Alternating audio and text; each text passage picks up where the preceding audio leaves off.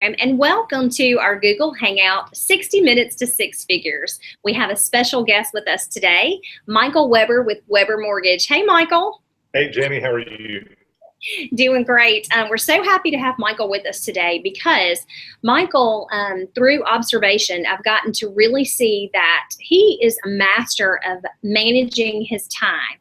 And he shared with us in a meeting last week exactly how he does that. So I asked him, of course, to join us for a hangout so that we can spread the word and help people get the most out of their day as well, because it's mostly about productivity and new clients and, not about all the busy work that we get ourselves trapped into.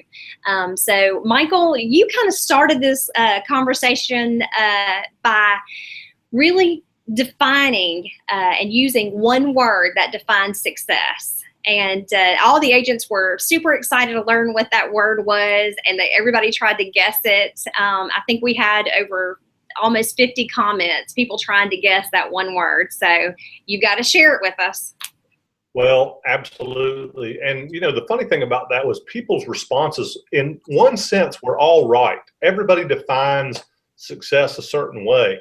But within that definition of success, there's one word that basically indicates whether you've achieved it. And that word, like we talked about, is expectations. Whether you're talking about financial success or personal success or family success, success is measured by what you accomplish relative to what you expected.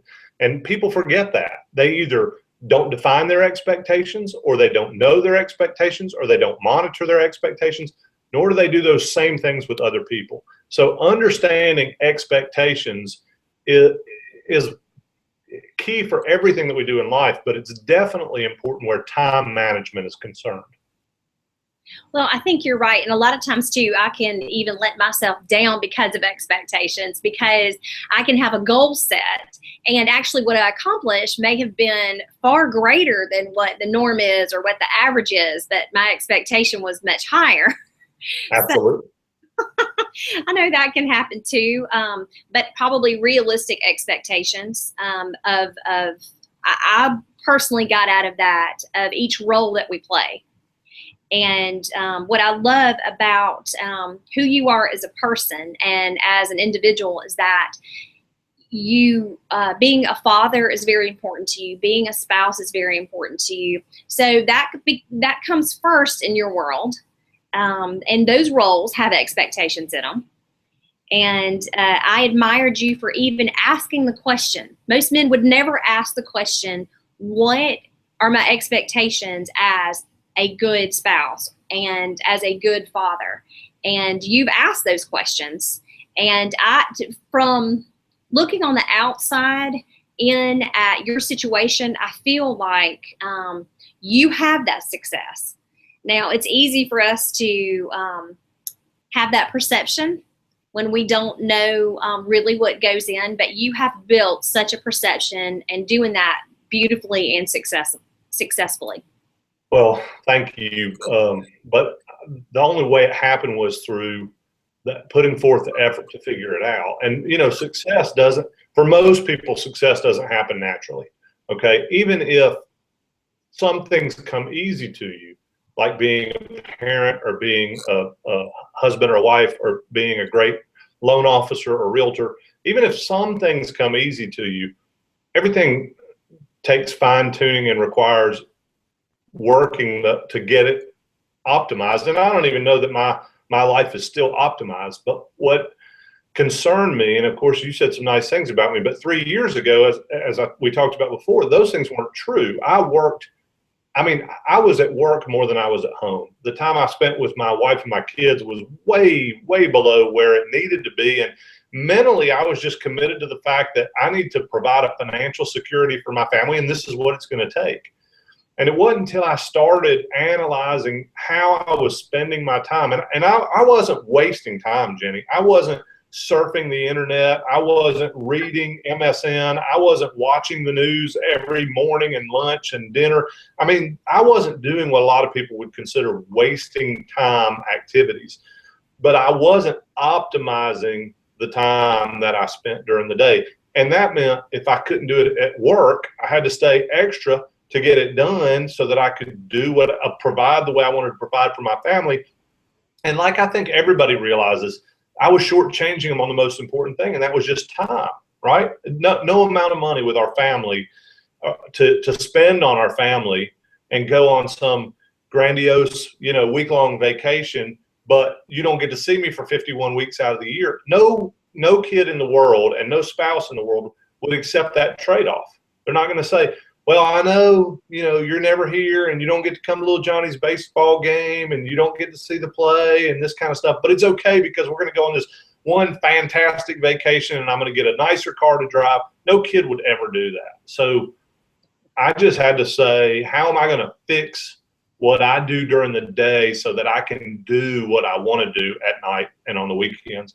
And by the way, prioritizing doesn't mean I never answer a phone call on the nights or weekends. It doesn't mean I never do any work after hours. I don't hold banker's hours. I'm still responsive to the people I need to be responsive to, but it's all within a priority of time management.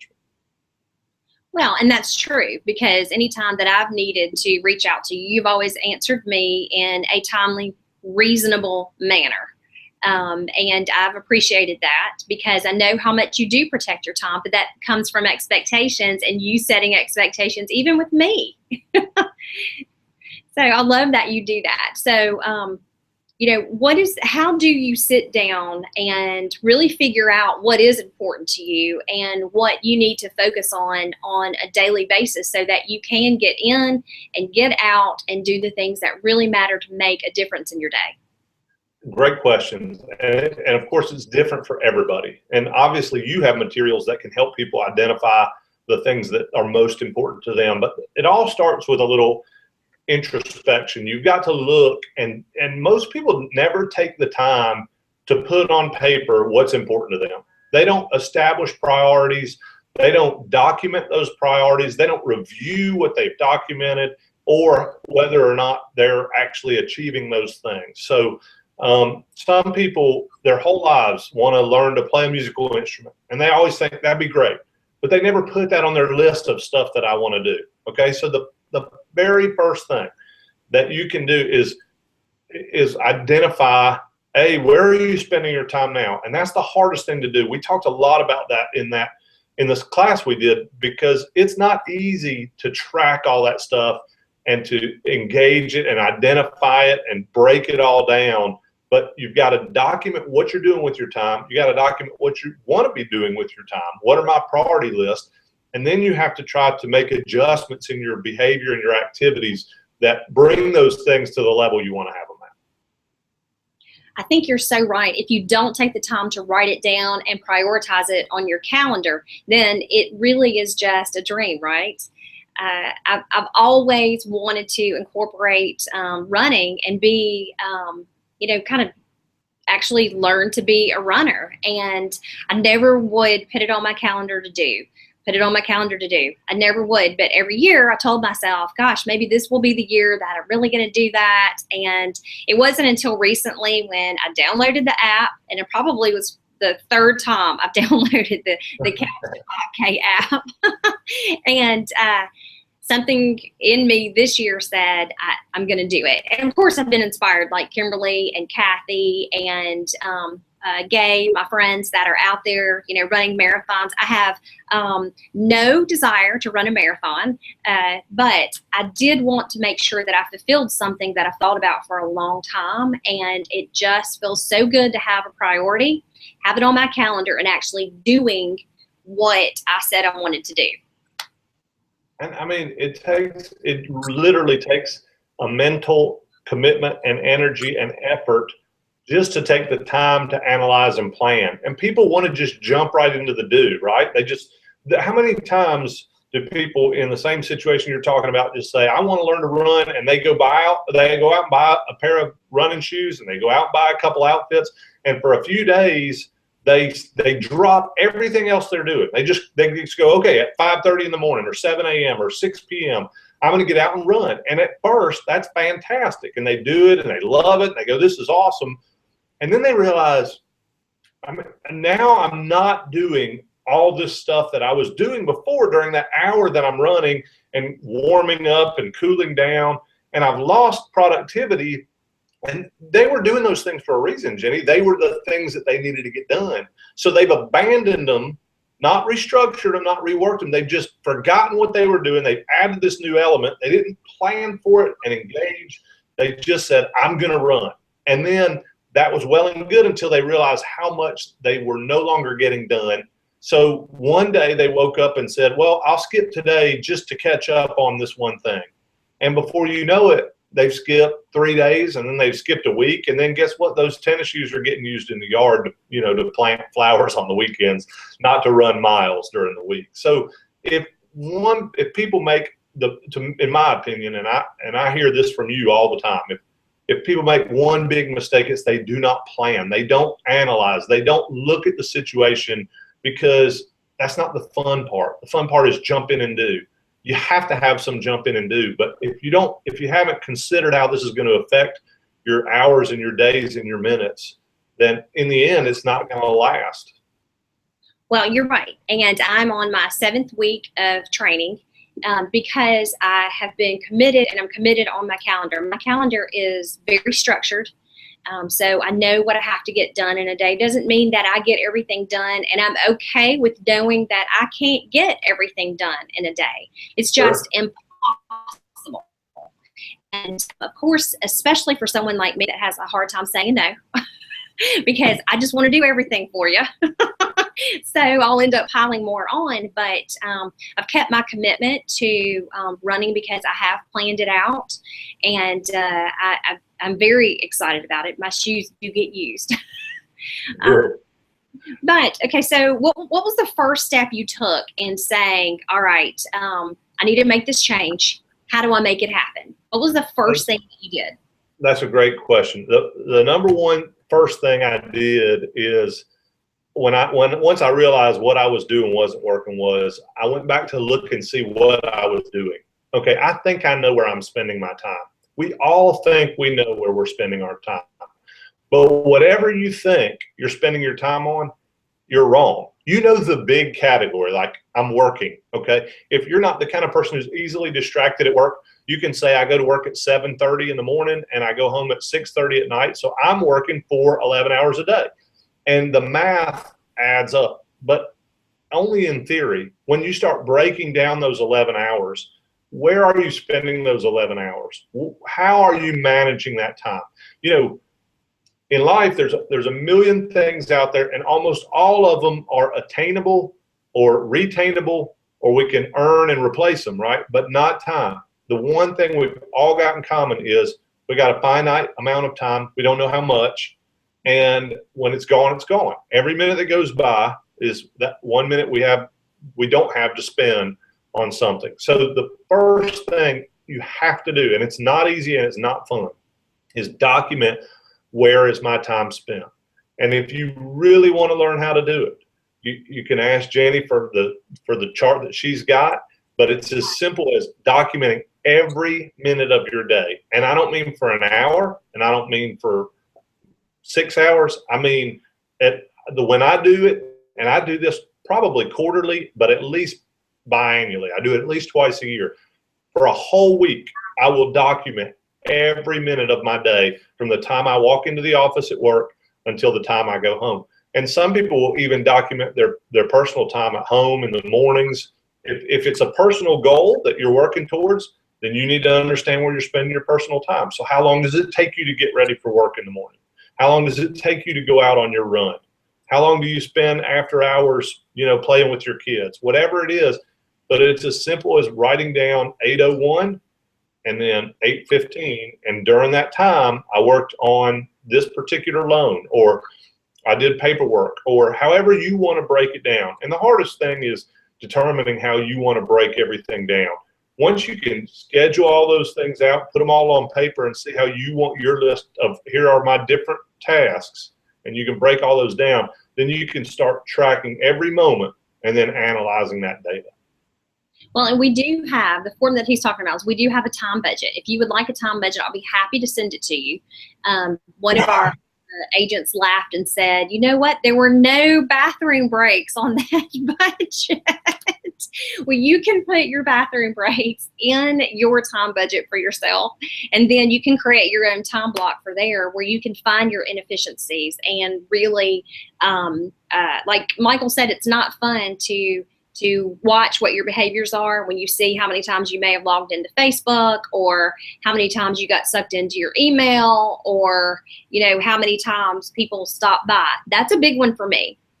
People stopping by, because I'm excited to see everyone, but there's a lot of people that will just drop by without appointments.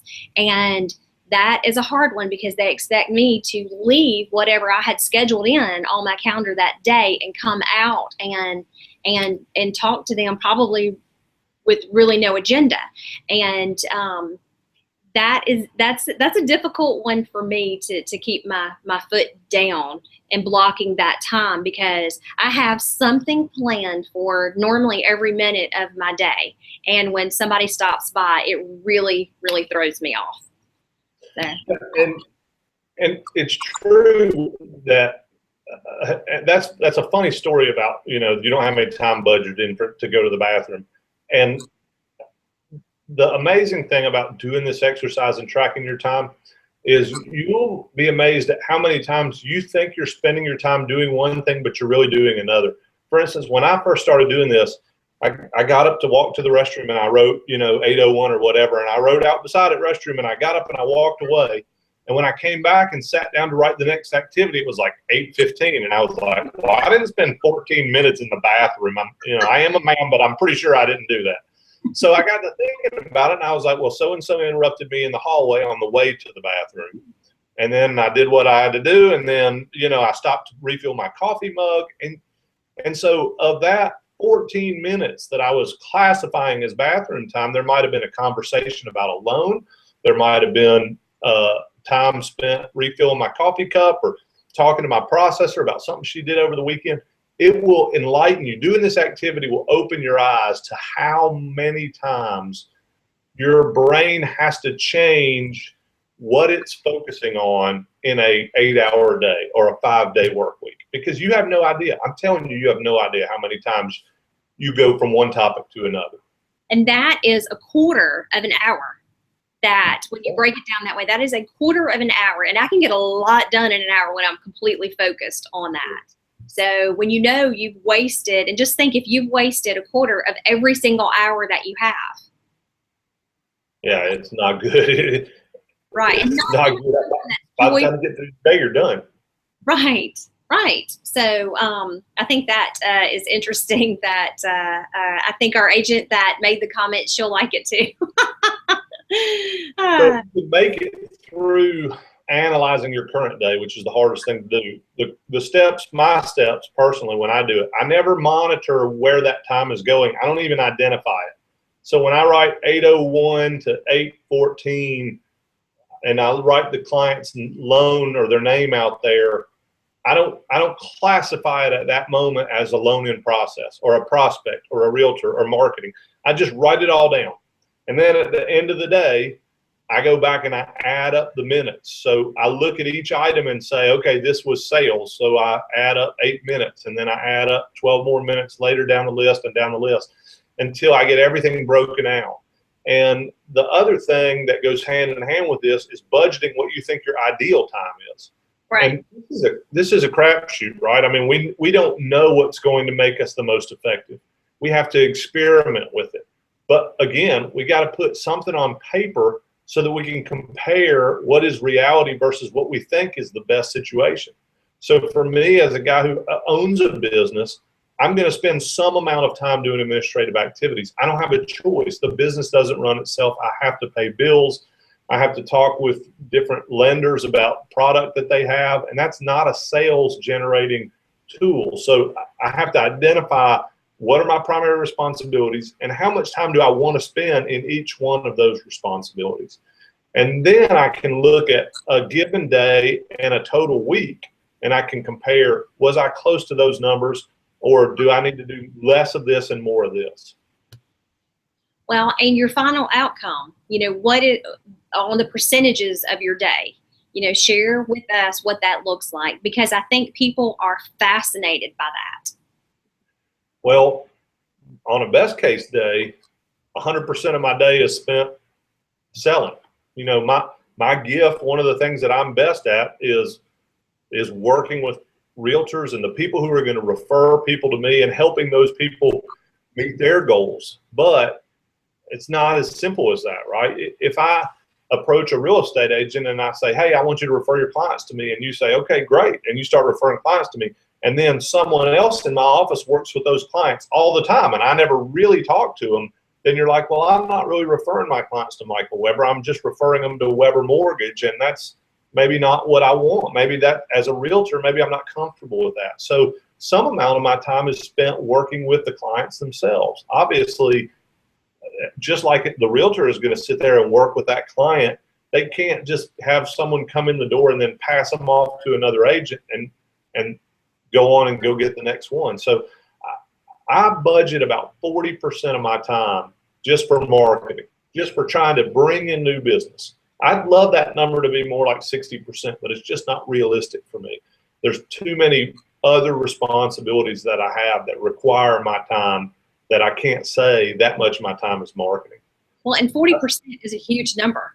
I think that most people that are in the real estate industry, an agent or a loan officer, would say, how in the world does he do 40%? So the next question always comes, how many assistants does he have? Yeah, and that's a great question. And the bottom line is, no, the day you start in real estate and the day you start in mortgages, unless you're independently wealthy from some other business, you can't just walk in and hire a staff. But that's the goal that we build towards, because as a realtor, you have all these hats too, right? You run your own business. You have to write checks. You have paperwork you have to do. You have non-revenue generating activities that have to be done. But you're not making on the per hour scale as much for those activities as you are for your sales activities. So the fewer of these you can do, and that you can find someone else to do on your behalf, the more of these you can do. And these are going to make more than enough money to pay for these. And that's what people, I think, have a hard time. There's a mental barrier that people have when they say, okay, if I hire an assistant, now I'm providing for that assistant. And it scares them. And they say, I don't know that I want to be responsible for somebody else. But if they're the type of person who can work themselves into that area anyhow, they're going to support that person naturally just through their efforts. You can't look at it as I'm writing if I looked at my payroll every month, it would scare me to death. And you're the same way. We can't do that. We do what we're best. We hire people to fill those voids. And as long as we're true to ourselves and we do what we enjoy doing, the money will take care of itself. And I know that sounds counterintuitive, but it's just a fact. No, it does, because if you could replace yourself with some of those activities that are not the most dollar productive for you, so you can focus on the dollar productive, where issues come into play is that when people do replace themselves for the smaller ones, they don't actually refocus their time to do more of what makes them the money. So right. That's where the real issues can come in. So what percentage of your day do you spend on admin work? So I do. I'll just go down in order. I start with my marketing, and that's about 40%. I spend about a quarter of my time, 25% of my time, working with clients that have been referred to me but haven't yet necessarily committed to me. So working up estimates for them, helping them understand why they may do a 30 or a 15-year, helping them understand why they may not, or they may want to do an ARM, identifying what type of program is best for them, and helping them understand the closing costs and interest rates and things like that. So about 25% of my time goes there. About 10% of my time is spent each in sales meetings with my staff. And when I call it sales meetings, it might just be passing in the hallway and somebody saying, hey, I got this tough loan. How would you handle it? And so that might be 5 or 10 minutes that we stand there and talk about their one loan. Another 10% is spent on my loans that are actually in process. Now, that may sound low to a lot of people, but that's what my staff is for. And if I've done my job on the front end and I've worked with my client when they're a prospect and they understand everything that's happening in their loan, then my 10% is really just me making sure that everything's being handled. It's me calling on Mondays to reassure them that their loan is moving smoothly, or to let them vent if they get frustrated about something during the process, or to be a go-between my staff and I if there's something my staff has tried to explain but they're just not really grasping it. So about 10% there, and then really I have about 3 other product categories that each take about 5% of my time. One is my own personal organization. Like, I budget 5% of my time to stay organized. That's how important that time budgeting is to me, that I have dedicated just to keeping my inbox cleaned out. You know, going back and checking all my voicemails and then double checking that I've returned them all. And then about 5% is spent administratively, and about 5% is the personal items that just are going to come up during our work day. So that's how my 100% breaks down. If I could find a way to squeeze another 10% in there, I'd be in really good shape. We all would be in really good shape if you could do that. So really, you could put those breaks in your 5% personal of things that do come up, but that you're able to spend and that you're committed to spend 40% of your day on marketing is amazing, because that's where the money is made, is focusing on that very productive time of bringing new clients in. And that doesn't mean that you don't cherish the clients that you do have. That just means that you have to continue the cycle, because that's what we do in sales, right? Absolutely. I mean, it's funny because we talk about this, and our professions feel differently than a lot, but if you look at a doctor and what they do, they spend very, very little time with you, right? The dentist is the same way. He walks in, he picks up this little mirror, he asks you a question while your mouth's wide open, and then he looks and goes, okay, I'll see you in a month or a quarter or a week or whatever it is. Somebody else did all that work for the dentist, and he's just making sure it was done right. The doctor is going to look through the charts and he's going to have an opinion for you, but really all he's doing is coming in to give you an update on what's going on, maybe ask a few of the questions on his own to reiterate and make sure that his staff heard what you're telling them. But you're not going to spend, an hour face-to-face with a doctor. It's not going to happen. And yet you don't necessarily feel shortchanged. Now, if they do a poor job communicating, or if they have a bad bedside manner, or if your problem isn't being solved, then you may get frustrated with that doctor.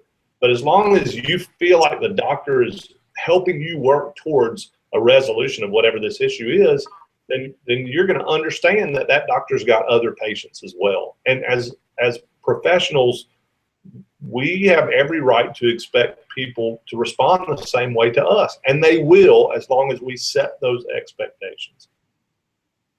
Well, and so how do you set the expectations for your client? So that's a great question, and this is probably where people make the biggest mistake in the sales cycle, and that is, from the very beginning, we ask and we listen, right? So many people want to jump in and sell themselves. So let's say Jenny Williams is a realtor, and maybe she had a listing, and I just closed that listing, and I'm able to get some time with Jenny after that listing. And my question to Jenny is, Jenny, you've been doing this a while. You're a realtor. I mean, I can sit here and tell you whatever I want to tell you, but what is your experience right now with mortgage professionals? What do you see out there? What frustrates you? What do you like? And then ultimately, you ask the most important question. When you have a loan where you've referred a client to a mortgage guy, what are your expectations for that loan? It's not rocket science, Jenny. It's just asking the question and then listening. Don't be so mentally geared up towards pushing whatever it is that you feel like makes you the best, but ask them, what are your expectations? And then when they stop telling you their expectations, you can help them see how the way you do business meets or exceeds their expectations. But you got to ask the question, and nobody does that. They don't do it from peer to peer, like business relationship to business relationship, and they rarely do it from professional to consumer. I mean, when I go in to buy a new television, a great salesperson will, that's the first thing he'll ask me. What do you want out of your television? What are you expecting? Why are you here buying a television? Right. How are you going to use it? Right, exactly. And if we take the time to do that as professionals and we listen to what the person is saying, they'll tell us how to close the sale, right? They're going to tell us. These are the three most important things to us. And then all we have to do is help them understand how we're able to deliver those three things. We can meet or exceed your expectations in those three categories. They're going to say yes. Well, I loved how when you brought that up the other day, it gave us such great insight on how we can make shortcuts. And we don't have to have these elaborate, long presentations as long as we are meeting those expectations and providing solutions for the expectations set by the client. So, again, that's another time management and client satisfaction tip. Because yeah, when expectations are met, then people have a better experience. You just can't help it. I mean, if you know what they want out of something, and I know I'm a nerd, but I tell my kids life is about setting expectations and exceeding expectations. I mean, it's that simple in every area of life. If you can manage someone's expectations and then exceed those expectations, then you will be considered a success. Whether it's being a father or a brother or an aunt or an uncle, or I mean, it's harder to do in practicality than it is in theory. But if we know what our customer wants and we deliver that, there's no way they're going to feel like we did a bad job. Now, if their entire idea of what's required is close on the mortgage, then you can close on the mortgage and it still be a miserable experience, right? I mean, you can. you can do a bad job still getting to the finish line. So it's not a free ticket to just say we're going to identify the end goal and get there. Expectations have to do with communication levels. They have to do how hands-on the client wants to be. And like what you were referencing earlier, where we can save ourselves time is if we ask our client, if I'm a realtor and I ask my client, what's your expectation? And they say, I want you to send me the houses. I'll look at them online and then I'll pick a couple and we'll go look at them. And your idea was to identify 10 houses that fit their model and go stick them in the car and drive them all over. And you only have to show them 2 versus 10. And that's how they want to do business. That's like winning the lottery. Now you got somebody who's not going to monopolize your time, and you're still going to be able to exceed their expectations. Well, I think even asking that question behind the question and really doing that QBQ of why that's important to you.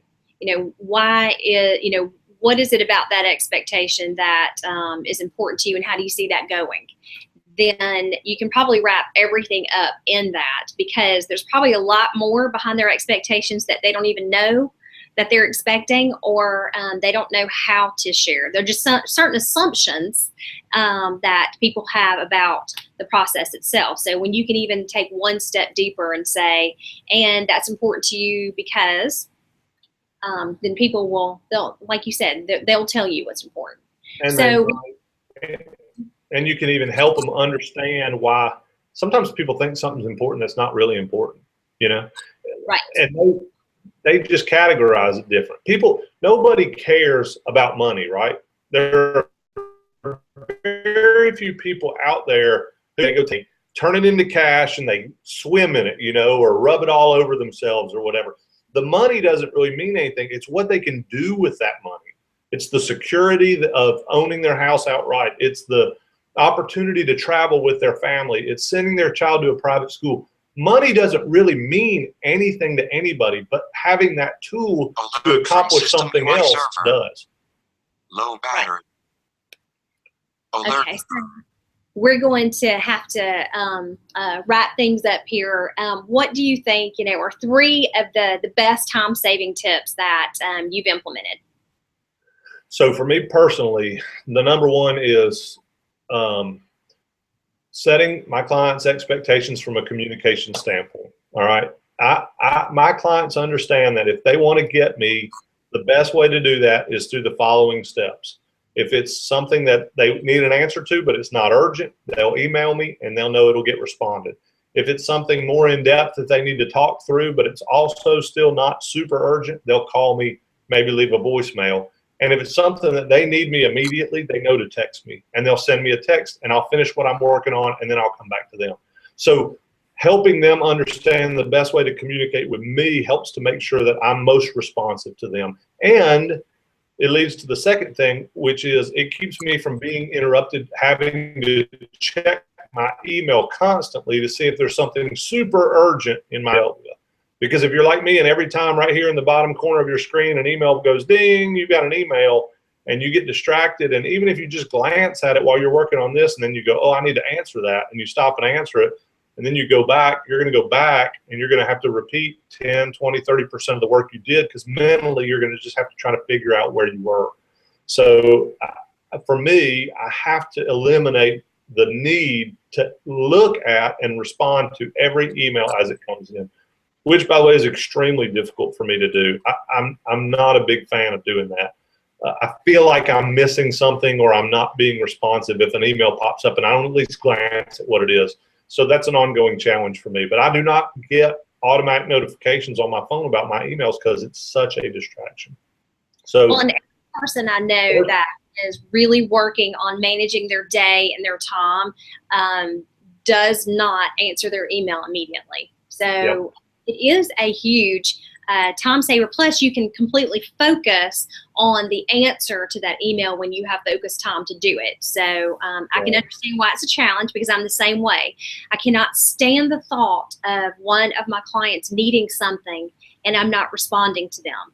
So I would have to give an answer, and if I'm in the middle of doing something, that answer is not going to be that great.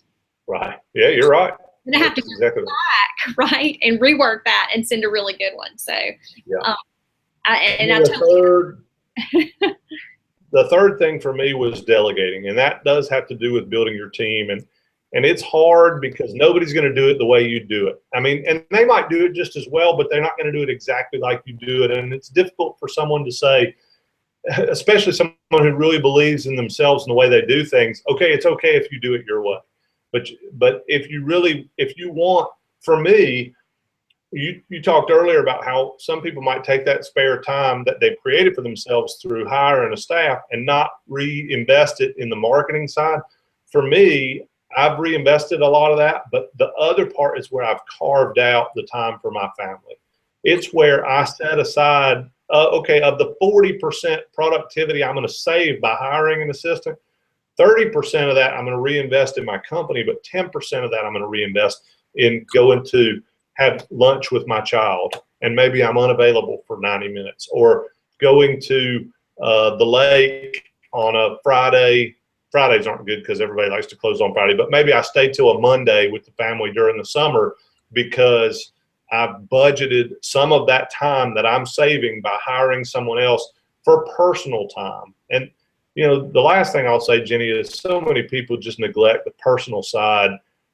And in the end, it's easy to get caught up in that because we're business people and we define our success a lot of times by what we're able to accomplish, whether it's the number of deals we close or the volume or the money that we make. But in the end, you know, we all have to have active personal lives because as a salesperson, my active personal life brings me business, right? When I go to my daughter's play and I meet the parents of the people that she's acting with, that's just an additional circle of influence that I'm probably going to get business out of. So even selfishly, I'm still filling my business need, but in reality, I'm getting fulfilled personally by spending that time and energy with my family.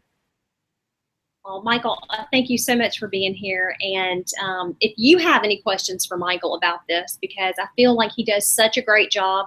And the best thing about Michael is he's not going to come and teach and preach something that he does not follow.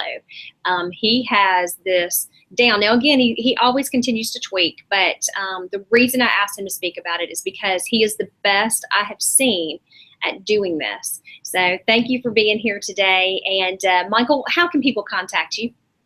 Yeah, the easiest thing to do is email me. and it's Michael@WeberMortgage.com. Weber is spelled with one B like the grill, and they're welcome to call me. And I usually tend to go from phone call to phone call, so I don't answer a lot of calls. I return a lot of calls. My cell phone number is 229-2267. So they can contact me either way, and I'll be happy to open dialogue with them. That is area code 205. So 205. Again, thanks so much for being here. I'm Jenny Williams with Get a Real Estate Life Coaching Program, and you can check out what we do at getarealestatelife.com. Thank you so much for joining us, and have a highly productive day.